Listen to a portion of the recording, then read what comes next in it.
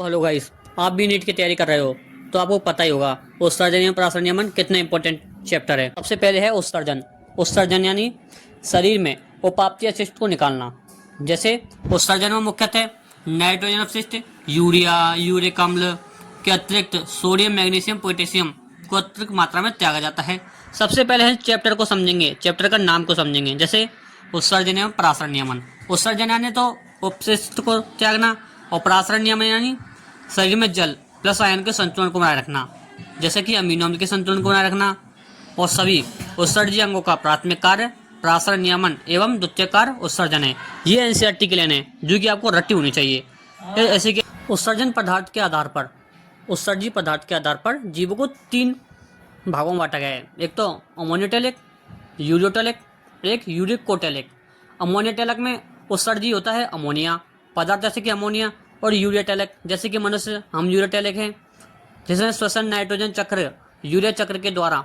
और यह ureotelic uric अम्ल। जैसे कि मैंने बताया, उत्सर्जी पदार्थ के आधार पर जीवों को 3 भागों में बांटा गया है। अमोनिया, अमोनियोटैलिक, अमोनिया क्यों रखा गया है? जैसे कि अमोनिया विषाक्त होता है, इसे निष्कासन के लिए अधिक जल की आवश्यकता होती है, जिसके कारण मछलियों में से अमोनिया के रूप में गलफड़ों के बाहर विसर्जित कर दिया जाता है। उदाहरण इसके अधिकांश जलीय जीव, कुछ अधिकांश मछलियाँ। यूरियोटैलिक, यह अमोनिया की तुलना में कम विषाक्त है, इसके निष्कासन के लिए कम पानी की आवश्यकता होती है। यह परासरण नियमन में भी सहायता करता है। उदाहरण यूरिया के उदाहरण जैसे उभयचर, वयस्क, मनुष्य और यूरिक अम्ल। यह सबसे कम विषाक्त है, इसके निष्कासन के लिए बहुत कम मात्रा में जल चाहिए। स्थलीय जीवों में है यह परासरण नियमन सहायक है। उदाहरण इसमें कुछ स्थलीय सरीसृप, पक्षी और स्नेल। ये जो भी उदाहरण ये एनसीईआरटी में लिखे हुए हैं, तो आपको ये आसानी से याद होनी चाहिए। आप चाहे तो इन नोट्स को साथ के साथ लिख सकते हैं, क्योंकि ये इंपॉर्टेंट नोट्स हैं। और तो चलो मैं आपको कुछ और बता देता हूँ जो कि एनसीईआरटी की लाइन है, जो कि आपको आनी चाहिए। उपापचय क्रिया के द्वारा अमोनिया को यकृत के द्वारा यूरिया में परिवर्तित करते हैं। जैसे कि आपको दिख रहा है, 2 अमोनिया के अणु प्लस 1 कार्बन डाइऑक्साइड अणु के एक यूरिया का अणु बनता है।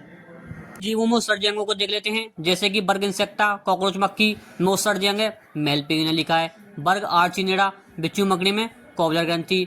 और वर्ग झींगा प्रॉन में नील हरित ग्रंथि या ग्रीन ग्लैंड उत्सर्जी अंग। जैसे कि प्रोटोजोआ, पोरिफेरस, सिलिंट्रेटा, प्लेटिहेल्मिन्थीज, गोल्ड कृमि में शरीर की सतह द्वारा उत्सर्जन करते हैं। और नेक्स्ट आगे की ओर देखते हैं। आपके सामने मानव का उत्सर्जी तंत्र है। जैसे कि मनुष्य के उत्सर्जी तंत्र में 2 किडनी, 2 यूट्रा, 2 यूरिनरी ब्लैंडर और 1 यूट्रस होता है। ये आपको पता होना चाहिए। अन्य नोट, जैसे कि अमोनिया अत्यधिक विषैला पदार्थ है, पहले समूह से ये सतह से होते हैं। अगर आपको ये पीपीटी चाहिए तो हमारे टेलीग्राम चैनल को ज्वाइन करें, जिससे आपको पूरी पीपीटी और नोट्स मिलेंगे बिल्कुल फ्री में। संख्या में 2 होते हैं, लाल भूरे रंग के हैं बीज वृक्क। और माप, वृक्क की लंबाई 10 से 12 सेंटीमीटर, भार 120 से 170 ग्राम, चौड़ाई 5 से 7 सेंटीमीटर, मोटाई 2 से 3 सेंटीमीटर। स्थिति मतलब वृक्क कहाँ पर स्थित होते हैं? ये उदर भाग में 12वीं कटी कशेरुकी से 30वीं कटी कशेरुकी तक स्थित होते हैं। जो भी स्टूडेंट नीट की तैयारी कर रहे हैं उन्हें पता ही होगा कि ये लंबाई माप कितनी ज़रूरी है, क्योंकि ये पूछ लिया जाता है क्वेश्चन में। अब जाकर आप एनसीईआरटी रीड करते हो तो आप देखोगी कि एनसीईआरटी का पेज नंबर 1 जो कि आप इस चैप्टर का है, अगर आप उसको रीड करोगे तो आप देखोगे कि वो पेज है ना आपको आसानी से आ जाएगा, क्योंकि जो पेज में जितनी भी इम्पोर्टेंट चीज़ थी उन सभी को मैंने इन नोट्सों के माध्यम से आपको बता दिया है। आपको वीडियो का नेक्स्ट पार्ट चाहिए तो वीडियो को लाइक एंड सब्सक्राइब करें, ताकि मैं वीडियो का नेक्स्ट पार्ट ला सकूँ। धन्यवाद।